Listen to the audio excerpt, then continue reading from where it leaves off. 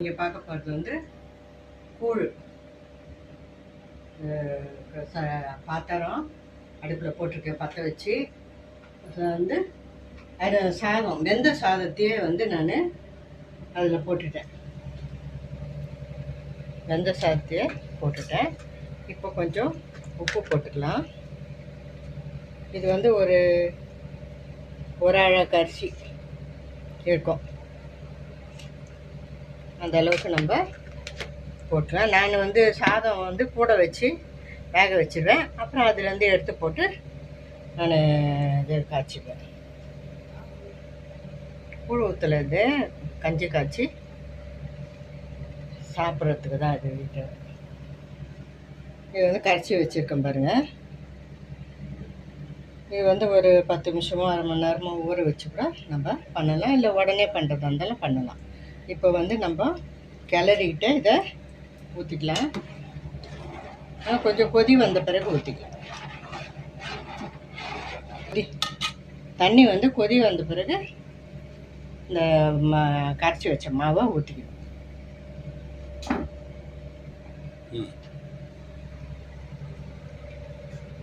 ஏற்கனவே வெந்த சாதம்ன்றதுனால இப்போ லேசாக கொதி வருது பாருங்கள். சிம்மில் வச்சுட்டு இப்போ நம்ம ஊற்றிக்கலாம்.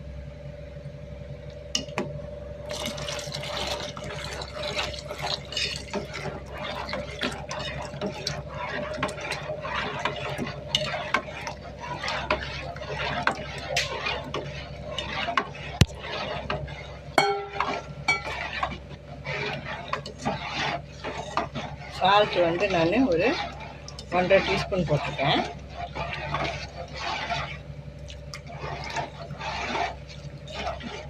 நீங்கள் வந்து இதை கெட்டியாகவும் சாப்பிடலாம், இல்லை தயிர் ஊற்றி தண்ணியாகவும் சாப்பிடலாம். எப்படின்னாலும் உங்கள் விருப்பம்.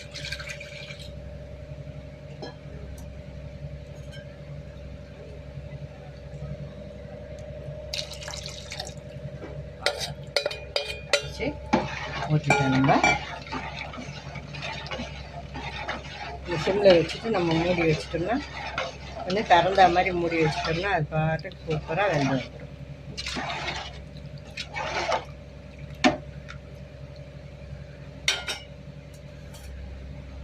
மூடி வச்சிடலாம். பாருங்க, கழுவி ஆயிடுச்சு. தண்ணி தொட்டு பார்க்கணும். தண்ணி தொட்டு பார்த்தா ஒட்டாமல் வந்ததுன்னா நல்லா வெந்து நல்லா ரெடி ஆயிடுச்சுன்னு அர்த்தம்.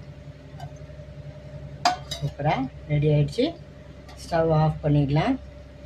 ஆறின பிறகு கெட்டி ஆகிடும். நம்ம கெட்டியாகவும் சாப்பிடலாம், இல்லை தயிர் ஊற்றி கரைச்சி வெங்காயம் போட்டு சாப்பிடலாம்.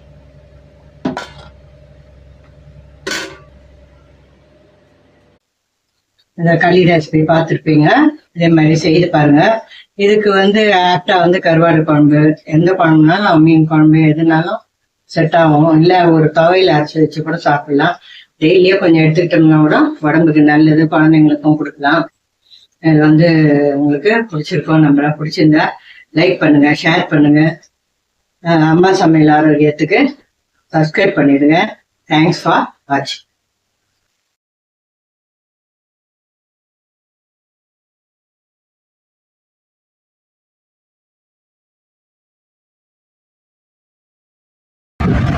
வெல்கம் டு அம்மா சமையல் ஆரோக்கியம். இந்த இட்லி பொடி இது வந்து பாசி பருப்பும் உளுத்தம் பருப்பும் சம பங்கு போட்டு, நான் வந்து காரம் கம்மியாக நான் 3 காஞ்ச மிளகா தான் போட்டிருக்கேன். உப்பு பெருங்காயம் போட்டு அரைச்சிக்க போகிறேன்.